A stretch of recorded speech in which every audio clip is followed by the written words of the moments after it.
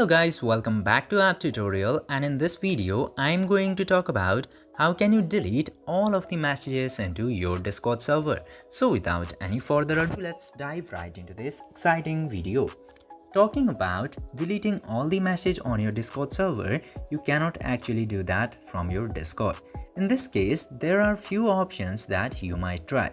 The first one is to delete a whole chat section or channel from your server, which will delete all of the chats inside that channel.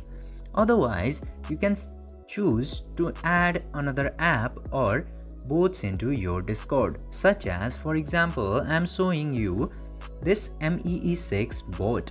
Just simply search MEE6 into your browser and then open this page. And from here, you just simply have to add this bot to your server.